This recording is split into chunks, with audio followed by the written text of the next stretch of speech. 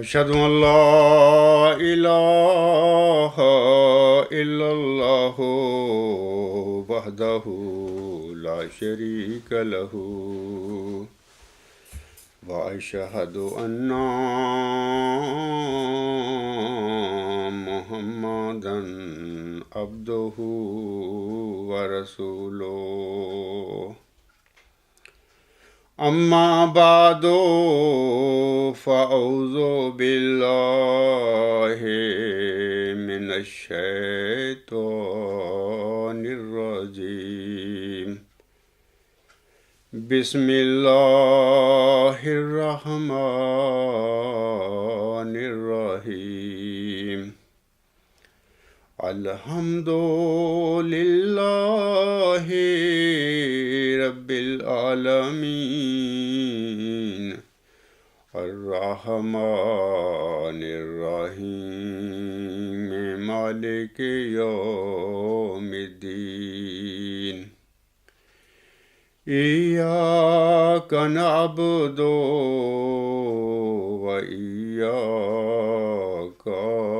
نستعين اهدنا الصراط المستقيم صراط الذين أنعمت عليهم صراط الذين أنعمت عليهم غير المغضوب علیہم ولا الضالین۔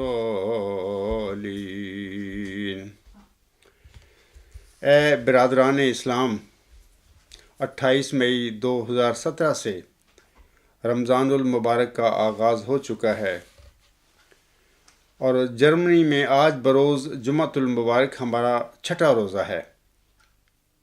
سعودی عرب کے علاوہ دنیا کے بعض دیگر مسلم ممالک میں آج 7واں روزہ بھی ہے۔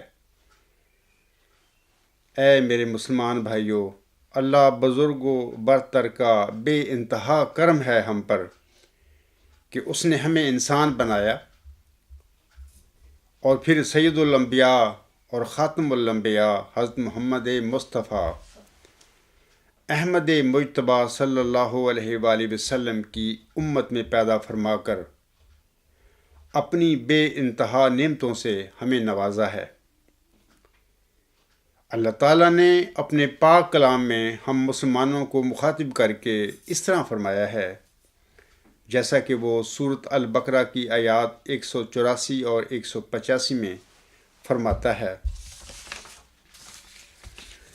یا ایھا الذین آمنوا کتب علیکم الصیام کما کتب علی الذین من قبلکم لعلکم تتقون ایاما معدودات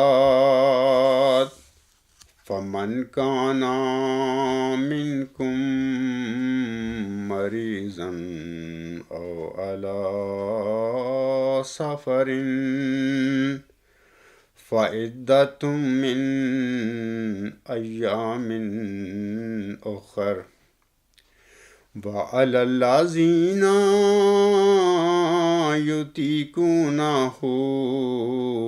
فدیۃ طعام مسکین فمن تطوع خیرا فهو خیر لہ وَأَن تَصُومُوا خَيْرٌ لَكُمْ إِن كُنتُمْ تَعْلَمُونَ۔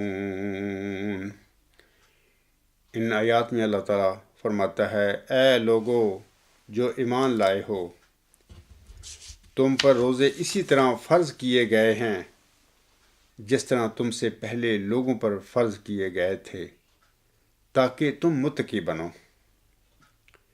یہ چند گنتی کے دن ہیں، پس تم میں سے جو مریض ہو یا سفر پر ہو تو وہ اور دنوں میں گنتی پوری کر لے، اور جو اس کی طاقت رکھتے ہوں وہ ایک مسکین کا کھانا فدیہ میں دیں۔ پس جو کوئی خوش دلی سے نیک کام کرتا ہے تو وہ اس کے لیے بہتر ہے، اور تمہارا روزے رکھنا تمہارے لیے بہتر ہے اگر تم جانتے ہو۔ ماہ رمضان کے حوالہ سے سامعین کو واضح رہے کہ دنیا کے ہر مذہب میں دنیاوی کثافتوں سے پاکیزگی حاصل کرنے کے لیے کچھ عبادات تجویز کی گئی ہیں۔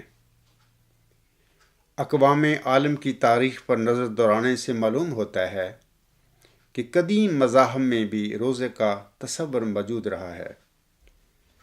توریت، زبور، انجیل کے علاوہ ہندو مت، بدھ مت، اہل یونان اور پارسیوں کی کتب میں بھی روزے کی اہمیت کا بخوبی اندازہ ہوتا ہے۔ کتاب مقدس ذکریہ کے باب 8 میں اس طرح مذکور ہے: رب الافواج یوں فرماتا ہے کہ چوتھے اور 5ویں اور 7ویں اور 10ویں مہینے کا روزہ بنی یہودا کے لیے خوشی اور مسرت کا دن اور شادمانی کی عید ہوگا۔ ہمارے دین اسلام میں ماہ رمضان کو روزوں کا مہینہ قرار دیا گیا ہے۔ سامعین کرام، ماہ رمضان اللہ تعالیٰ کی برکتوں اور رحمتوں کا مہینہ ہے۔ اب سوال ہے کہ لفظ رمضان کے لغوی معنی کیا ہیں؟ اس سلسلہ میں حضرت امام مہدی و مسیح موعود علیہ السلام اپنے ملفوظات جلد 1 صفحہ 209 پر فرماتے ہیں۔ آپ علیہ السلام فرماتے ہیں: رمض سورج کی تپش کو کہتے ہیں۔ رمضان میں چونکہ انسان اکل و شرب اور تمام جسمانی لذتوں پر صبر کرتا ہے، دوسرے اللہ تعالیٰ کے احکام کے لیے ایک حرارت اور جوش پیدا کرتا ہے۔ روحانی اور جسمانی حرارت اور تپش مل کر رمضان ہوا۔ اہل لغت جو کہتے ہیں کہ گرمی کے مہینہ میں آیا اس لیے رمضان کہلایا، میرے نزدیک یہ صحیح نہیں ہے، کیونکہ عرب کے لیے یہ خصوصیت نہیں ہو سکتی۔ روحانی رمض سے مراد روحانی ذوق و شوق اور حرارت دینی ہوتی ہے۔ رمض اس حرارت کو بھی کہتے ہیں جس سے پتھر وغیرہ گرم ہو جاتے ہیں۔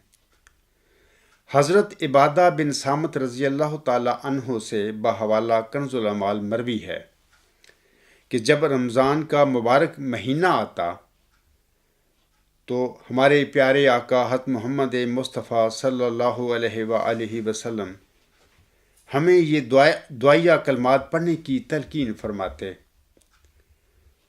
آپ فرماتے: اے اللہ، مجھے رمضان کے لیے سلامت رکھ، اور رمضان کو میرے لیے سلامت رکھ، اور اسے میرے حق میں مقبول بنا کر سلامت رکھ۔ اس ماہ مبارک کو اللہ تبارک و تعالیٰ نے نزول قرآن اور رحمت للعالمین حضرت محمد مصطفیٰ احمد مجتبیٰ صلی اللہ علیہ وآلہ وسلم نے رحمت، مغفرت اور جہنم سے نجات کا مہینہ قرار دیا ہے۔ اس مبارک مہینہ میں شیطانی قوتیں مغلوب اور نیکی و پرہیزگاری کی فضا غالب آ جاتی ہے۔ مسلم معاشرے روحانی رنگ میں رنگین ہو جاتے ہیں۔ سحر خیزی اور افطار کے مناظر بڑے دل آویز اور ایمان افروز ہوتے ہیں۔ سرور کائنات آقا دو جہان ختم المرسلین صلی اللہ علیہ وآلہ وسلم نے فرمایا ہے کہ یہ ماہ مبارک صبر و رضا اور ایثار و ہمدردی کا مہینہ ہے۔ ضبط نفس اور ہمدردی و غمخواری کو اس مہینہ سے ایک خاص نسبت ہے۔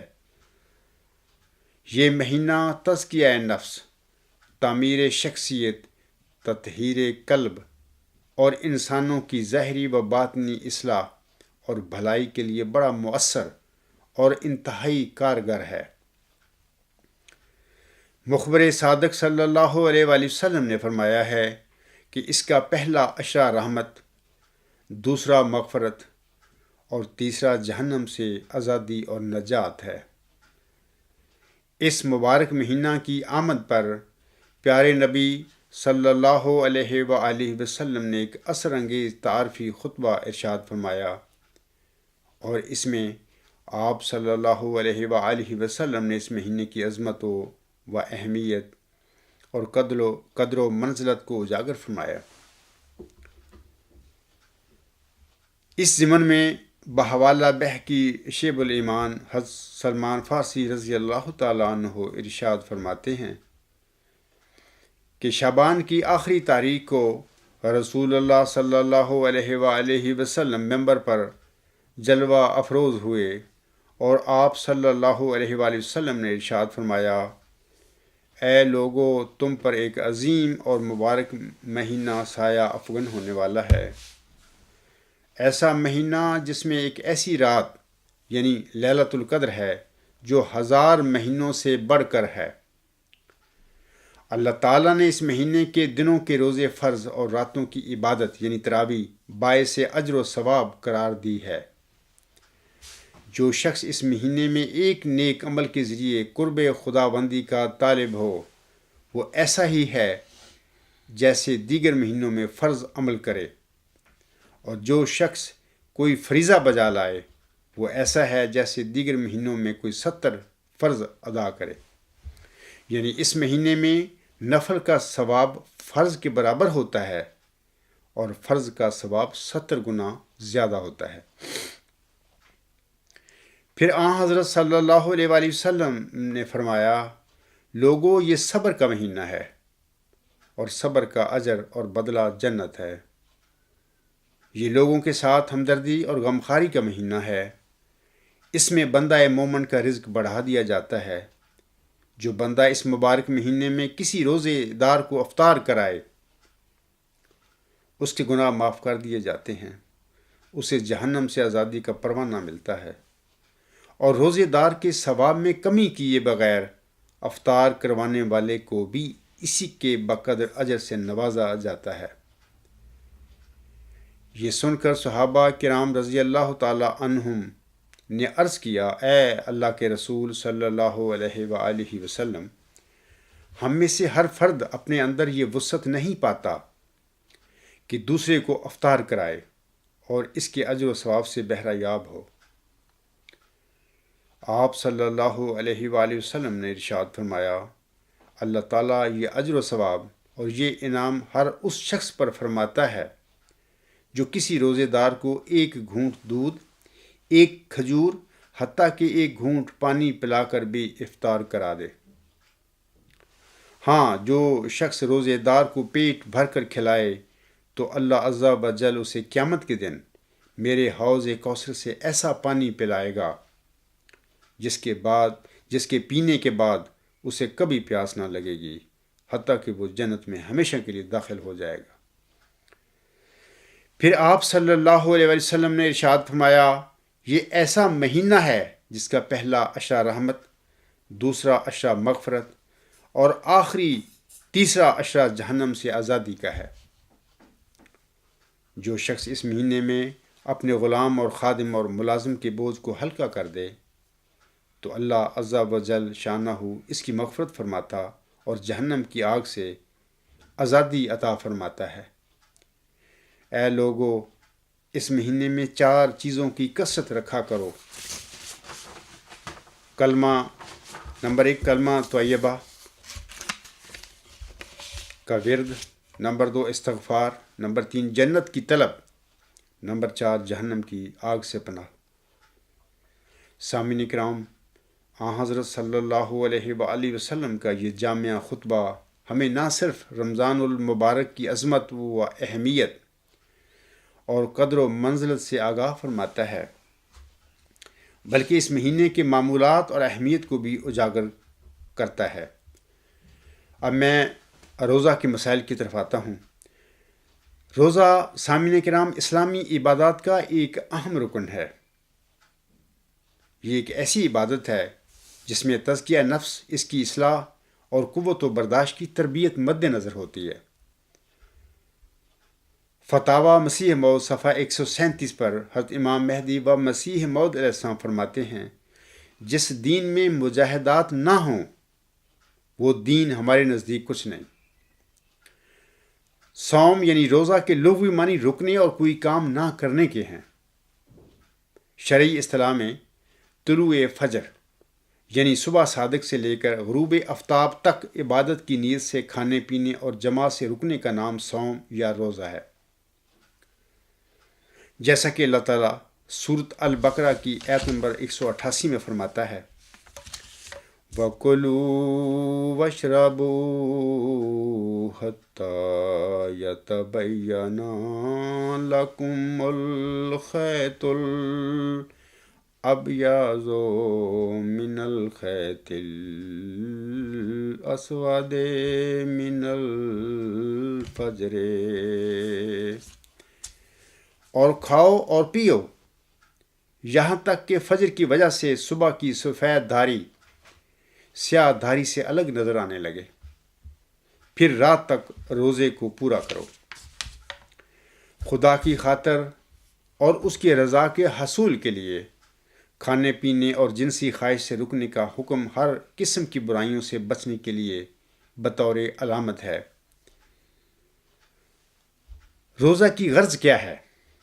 اس سلسلے میں آپ کو واضح رہے کہ روزہ اصلاح نفس کا ایک اہم ذریعہ ہے، کیونکہ جہاں انسان خدا کی خاطر لذات کو ترک کر دیتا ہے وہاں اپنے نفس کو زیادہ سے زیادہ نیکی پر قائم کرنے اور ہر قسم کی حرام اور نجس چیزوں سے پرہیز کی کوشش کرنے کا سبق ملتا ہے۔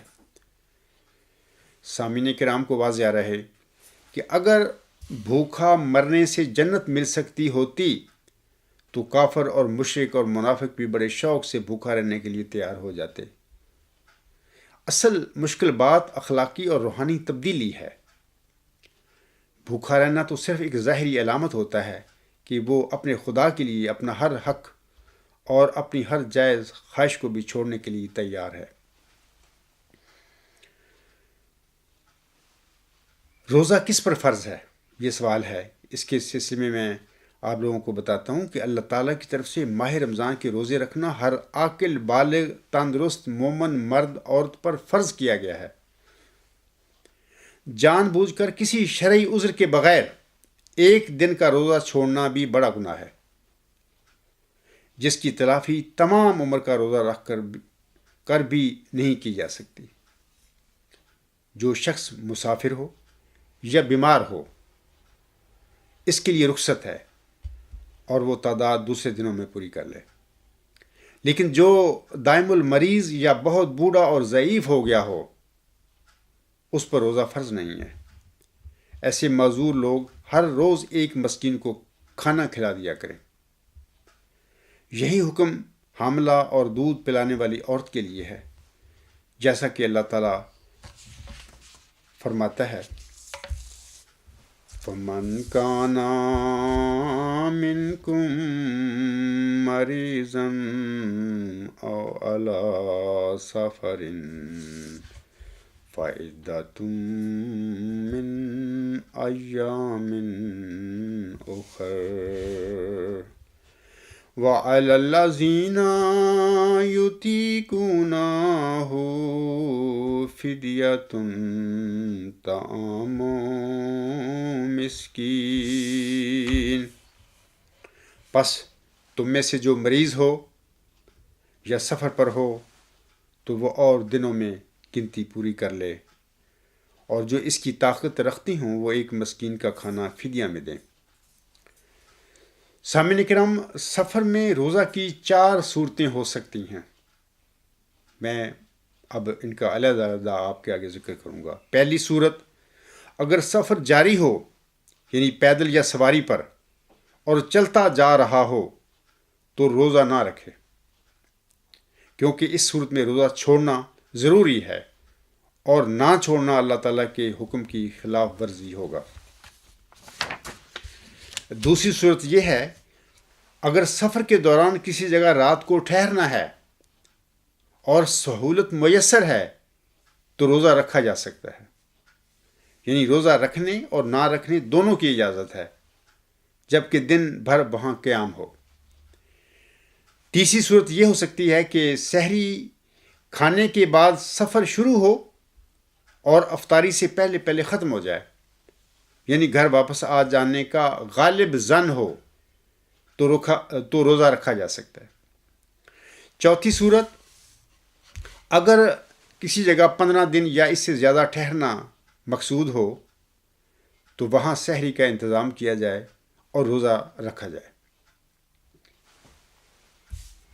اب یہ سوال بھی ہے کہ روزہ کب رکھا جائے، اس کے ٹائم کے متعلق نا۔ اس سوال کے جواب میں گزارش ہے کہ روزہ کی ابتدا چاند دیکھنے سے ہوتی ہے۔ اگر مطلع صاف نہ ہو تو شعبان کے 30 روزے پورے کریں۔ اگر مطلع صاف نہ ہو تو شعبان کے 30 دن پورے کریں اور پھر روزے شروع کریں۔ چاند کے دیکھے جانے کی اگر یقینی اطلاع دوسری جگہ سے مل جائے تو اس کے مطابق عمل کرنا چاہیے۔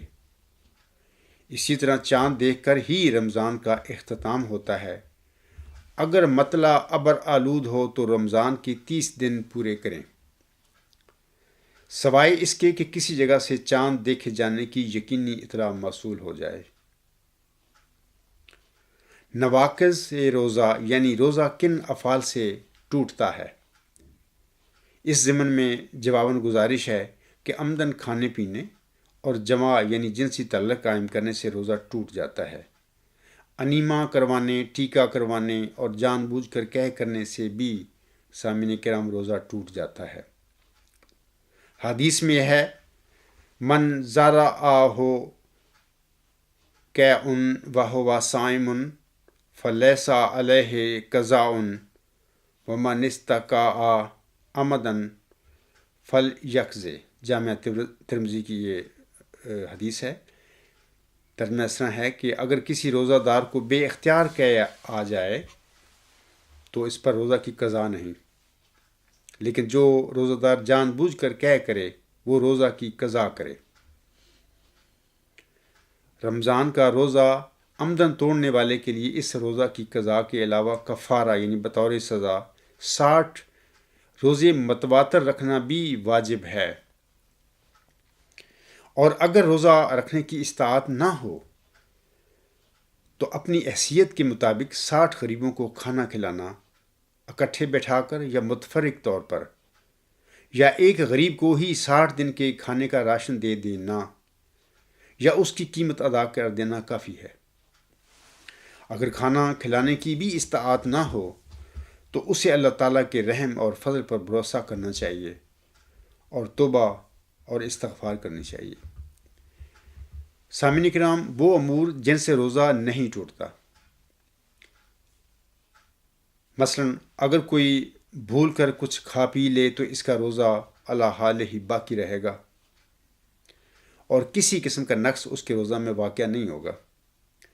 بخاری کتاب الصوم یعنی آسم کا ارشاد ہے، اگر کوئی شخص بھول کر روزہ میں کھا پی لے تو اس سے اس کا روزہ نہیں ٹوٹے گا، وہ اپنا روزہ پورا کرے کیونکہ اللہ تعالیٰ اس کو کھلا پلا رہا ہے۔ اگر بلا اختیار حلق میں یا پیٹ میں دھواں، گرد و غبار، مکھی اور کلی کرتے وقت چند قطرے پانی چلا جائے تو روزہ نہیں ٹوٹتا۔ اسی طرح کان میں پانی جانے یا دوبار ڈالنے، بلغم نگلنے، بلا اختیار قے آنے، نکسیر پھوٹنے، دانت سے خون جاری ہونے، چیچک کا ٹیکہ لگوانے، مسواک یا برش کرنے، خوشبو سونگھنے، ناک میں دوا چڑھانے، سر یا داڑھی میں تیل لگانے، بچے یا بیوی کا بوسہ لینے، دن کے وقت سوتے میں احتلام ہو جانے یا سحری کے وقت غسل جنابت نہ کر سکنے کی وجہ سے روزہ نہیں ٹوٹتا۔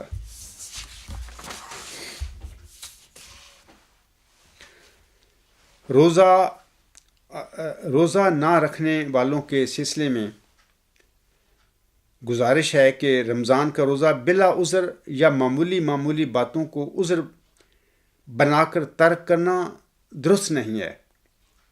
ایسے لوگ جو جان بوجھ کر روزہ نہیں رکھتے، ان کے متعلق حضرت صلی اللہ علیہ وآلہ وسلم کا ارشاد ہے: من افطرا یومن من شہر رمضان من غیر رخصت ولا مرضٍ فلا یکزیہ ولو صامت دمرا کلہ ولا صامت دہر۔ مسند دارمی۔ جو شخص بلا عذر رمضان کا ایک روزہ ترک کرتا ہے، وہ شخص اگر بعد میں ساری عمر اس روزے کے بدلے میں روزے رکھے تو بھی بدلہ نہیں چکا سکے گا۔ اب خاکسار روزہ کے سلسلہ میں حضرت صلی اللہ علیہ وآلہ وسلم کے چند مبارک ارشادات سامعین کو پڑھ کر سنانا چاہتا ہے۔ آپ صلی اللہ علیہ وآلہ وسلم فرماتے ہیں، یہ جو میں پڑھوں گا چند احادیث، یہ حدیقۃ الصالحین سے میں نے لی ہیں۔ پہلی حدیث جو ہے یہ حدیقۃ الصالحین کے صفحہ 311 پر ہے، حدیث کا نمبر 268 ہے، اور یہ حدیث بخاری کتاب الصوم سے نقل کی گئی ہے۔ حضرت ابو ہریرہ رضی اللہ تعالیٰ عنہ بیان کرتے ہیں کہ حضرت صلی اللہ علیہ وآلہ وسلم نے فرمایا، اللہ تعالیٰ فرماتا ہے انسان کے سب کام اس کے اپنے لیے ہیں مگر روزہ میرے لیے ہے، اور میں خود اس کی جزا بنوں گا، یعنی اس کی اس نیکی کے بدلہ میں اسے اپنا دیدار نصیب کروں گا۔ اللہ تعالیٰ فرماتا ہے روزہ ڈھال ہے، پس تم میں سے جب کسی کا روزہ ہو تو نہ وہ بیہودہ باتیں کرے، نہ شور و شر کرے۔ اگر اس سے کوئی گالی گلوچ ہو یا لڑ جھگڑ پڑے تو وہ جواب میں کہے کہ میں نے تو روزہ رکھا ہوا ہے۔ قسم ہے اس ذات کی جس کے قبضہ قدرت میں محمد صلی اللہ علیہ وآلہ وسلم کی جان ہے، روزے دار کے منہ کی بو اللہ تعالیٰ کے نزدیک کستوری سے بھی زیادہ پاکیزہ اور خوشگوار ہے، کیونکہ اس نے اپنا یہ حال خدا تعالیٰ کی خاطر کیا ہے۔ روزہ دار کے لیے دو خوشیاں مقدر ہیں، ایک خوشی اسے اس وقت ہوتی ہے جب وہ روزہ افطار کرتا ہے، اور دوسری اس وقت ہوگی جب روزے کی وجہ سے اسے اللہ تعالیٰ کی ملاقات نصیب ہوگی۔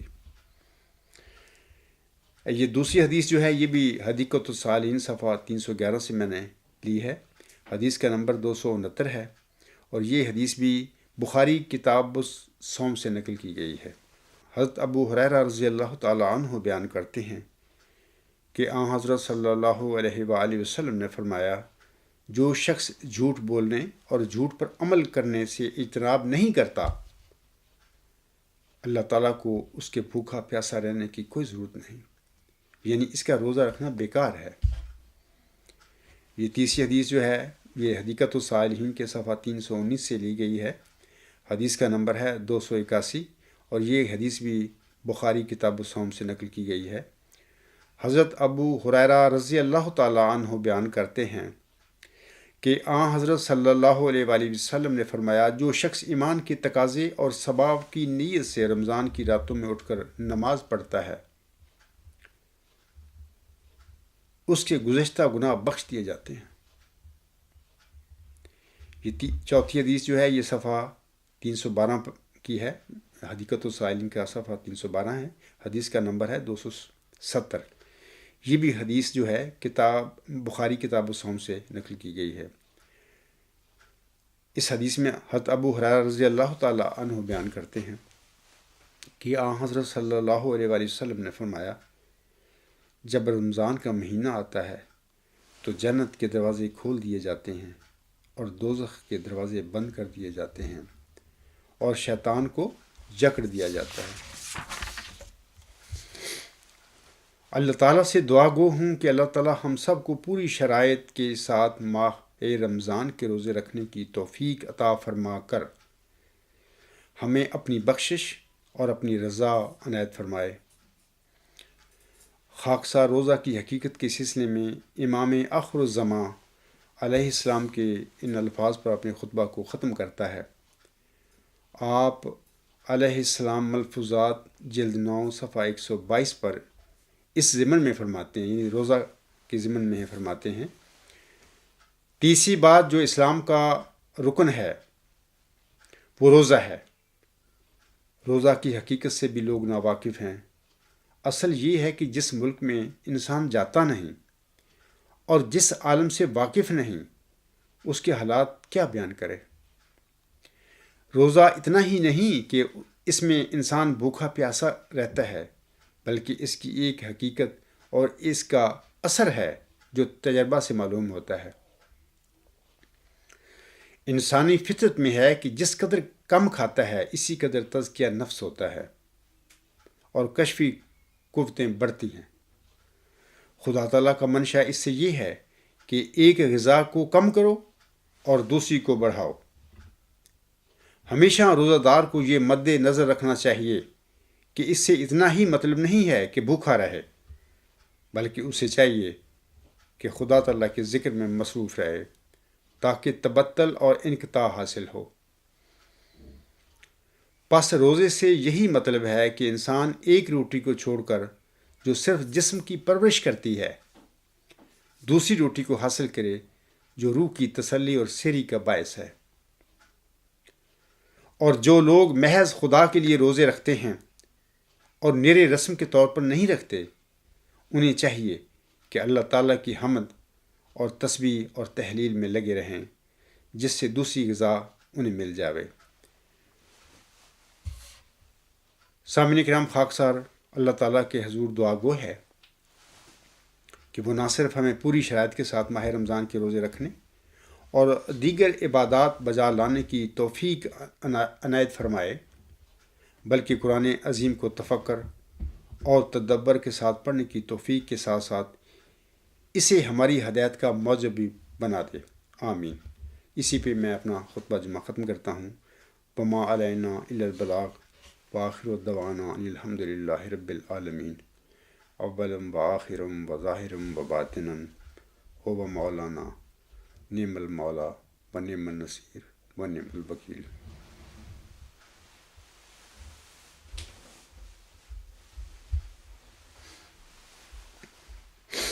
الحمد للہ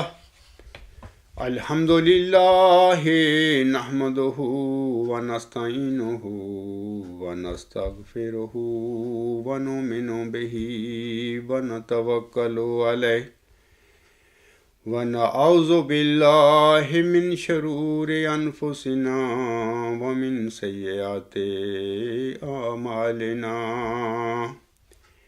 من يهده الله فلا مضل له ومن يضلله فلا هادي له، ونشهد أن لا إله إلا الله ونشهد أن محمدا عبده ورسوله۔ عباد اللہ رحمکم اللہ، ان اللہ یأمر بالعدل والإحسان وإیتاء ذی القربى وینہی عن الفحشاء والمنکر والبغی یعظکم لعلکم تذکرون۔ اذکروا اللہ یذکرکم وادعوہ یستجب لکم ولذکر اللہ اکبر۔